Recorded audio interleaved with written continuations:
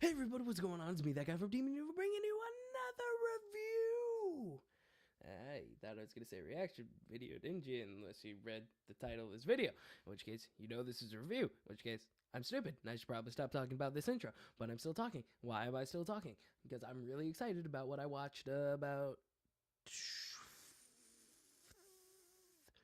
Let me guess, 60 hours ago, maybe? Yeah. It took me... No. Day, two... Okay, it's been more like 36 hours since I finished this. Maybe 48. I don't know. Anyway, the second Daredevil Season 2 came out. Watched every single episode from 3 a.m. to about 2:50 p.m. I know. Why the fuck did I do that? Funny thing is, I did have to do a show after that, and I decided not to go to sleep, and that show went very well. So, yay! So let's get into this. The first episode does not pull any punches. Like, wow. What a way to start off a show, especially that ending shot and the introduction of the Punisher. Two separate shots, but both involve the Punisher. What I felt this season did was a lot of the, before it cuts to credits, was like super dropped in atom bomb cliffhanger ending, with the exception of the last episode. It was just like, date. Well, I gotta see the next one now. And I have to say, the first 4 episodes between Daredevil and the Punisher are probably the best exchanges they have in the series. Probably some of the best television I've seen in God knows how long. Maybe in the argument for the best television I've seen. Because holy shit. And the series can be broken up into 3 parts. Part 1, Daredevil v Punisher. Part 2, courtroom preparation for the Hand. 3, the Hand. You might be going, courtroom preparation for the Hand. Well, I can't give away spoilers or anything, but this season, you do get to see Matt and Nelson actually be lawyers and do a case that's high profile. Because, hooray, high profile clients! And Daredevil sort of feels he has to come to terms with the fact that he actually may be a little bit responsible for why the Punisher is here. Because you have everyone running around, but they're not killing people. The Avengers kill people, folks. But hey, you know, you have a vigilante running around not killing people, and that's fine. You have a guy going around killing people, that's where you draw the line. So you have this whole moral dilemma of like, hey, you don't work. I'm paraphrasing the quote right now, but the Punisher says something to the effect of, no, your system's broken. In fact, I think you're a coward. What'd you do? Send them out, put them in jail, and what? A day, a week, a month later, they're back on the street doing the same thing. When I hit them, they stay down. And that was the moral dilemma. And they did that scene, slight spoiler, but it does happen in the comics. They did the morality scene for those of you who've read the comic. And you've seen in the trailer, Daredevil chained up to a water tower. Water tower in the trailer, in the show it was a brick wall. Anyway, they do the whole morality thing, and the two have their back and forth, and the Punisher goes to his extreme of showing him in his black and white world, you know, like, I'm necessary. I respect you, sort of, because you're out there doing a difference, but just like you, I can't stop doing this. So people asking me to stop, I can't. It's who I am. And the acting and the action were insane. Especially in those first 4 episodes. Like, the action keeps getting better.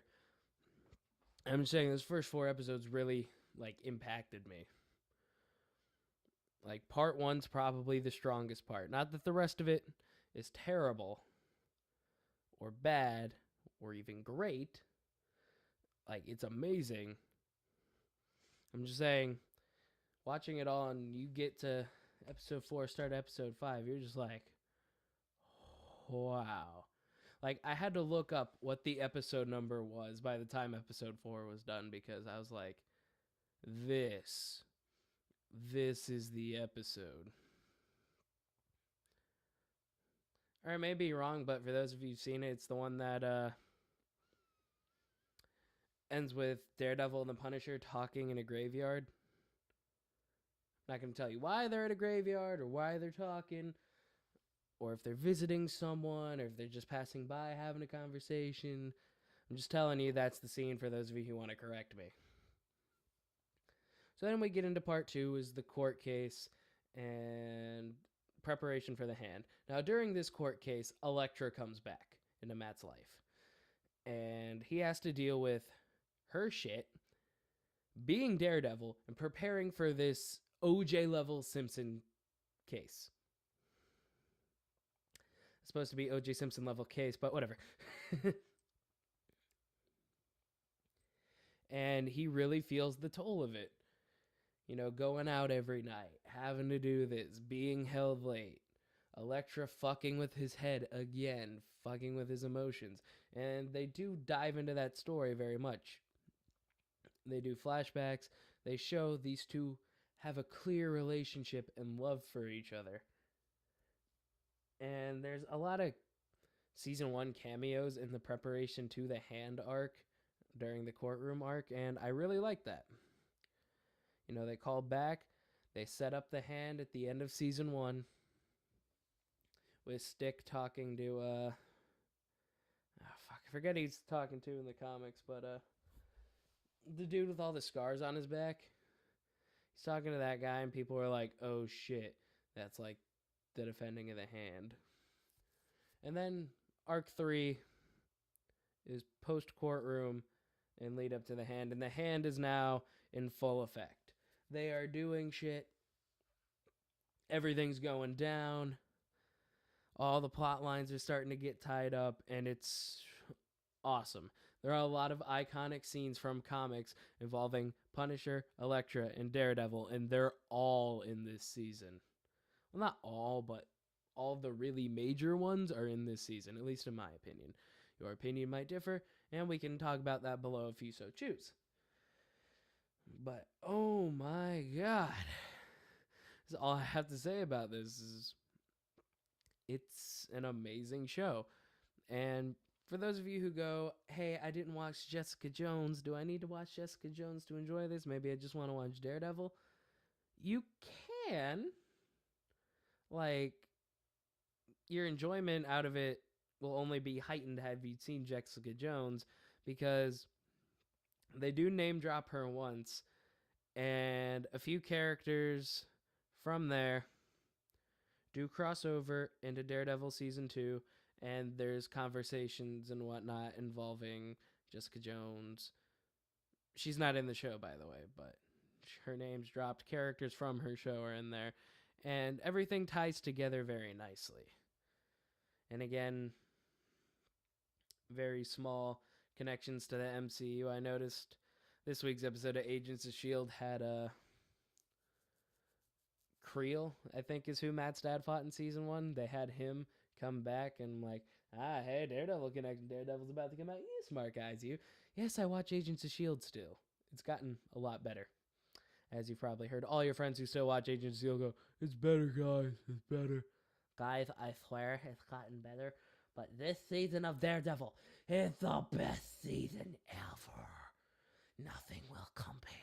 Until Luke Cage comes out September 30th, and we go, Luke Cage is the best thing to ever happen to television. And I don't know why I did that. I apologize. I don't know. But this show was amazing. And the hand arc, when all the stuff's going down, was really well done. But to no fault of the Punisher, he sort of steals the show from Daredevil. Because every scene he is in, he fucking steals it. Just perfect casting. Charlie Cox, he was born to play Daredevil. Foggy, really good. Karen, really good. I want to say something about Karen here, but that would spoil stuff. It'd be a spoiler by omission, basically, if I said the thing about Karen. So I'm just going to leave it out, but those of you who've watched it all probably know what I'm talking about. Anyway, I'd give the if we're going to break this into acts, I'm going to give the first act a 10 out of 10. I'm going to give the second act about a 9. Yeah. And the third act, 8.5 out of 10. I don't know. The third act didn't seem as strong to me as the rest of it. There we go. I'm sorry. I was trying to find different wording. But it was still solid. Just to me personally, the opening was the best, and the ending was still really good. Like, me saying it was an 8 out of 10, that sucked. No. I'm just saying what it had to go up against was just so, great and amazing that it didn't stand a chance. It just didn't narratively have a chance to get to that level I wanted it to, which is fine. But a lot of callbacks to season 1, as there should have been, because you're in season 2. You're not supposed to be a newcomer going into season 2. If you're going to be a newcomer, watch season 1. Or I suppose you could get away with watching that 5-minute recap beforehand. I'm trying to think about that. You could get away with it, but a lot of weight would be lost on you. And as far as the costuming and everyone goes, the Punisher's suit is very much like Daredevil's suit. And that's sort of like a spoiler territory. He just to like have you guys go, come on, when's he gonna get it? When's he gonna get it? Just like last season, he doesn't get it till the last episode. The last episode, he decides to take a spray paint can and spray that fucking skull on there. Though his look looks basically Punisher without the skull on it beforehand, so his costume isn't all too changed when he adds the logo to it. It's just, oh, now I'm the Punisher. And Elektra's costume looked good. They had 2 different costumes for her, and they were both amazing. They were both true to comic, at least in my, limited knowledge of Elektra. And Matt, I believe, has 3 looks as Daredevil in this one. He has the one from the end of season 1, unless they changed his suit. I'm not entirely sure. Then he has his post-fight with Punisher outfit he runs around with a while. And then he has his newly designed suit that the guy was working on, in the meantime. And Daredevil does end up getting his signature weapon. The 2 sticks he ends up throwing around, and they're attached.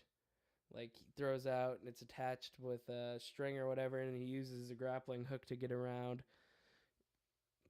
He does end up getting that, which I thought was really cool. And in the scene that was sort of like the hallway scene of season 1, this time it's a staircase scene, and they hint to that he's going to get that weapon.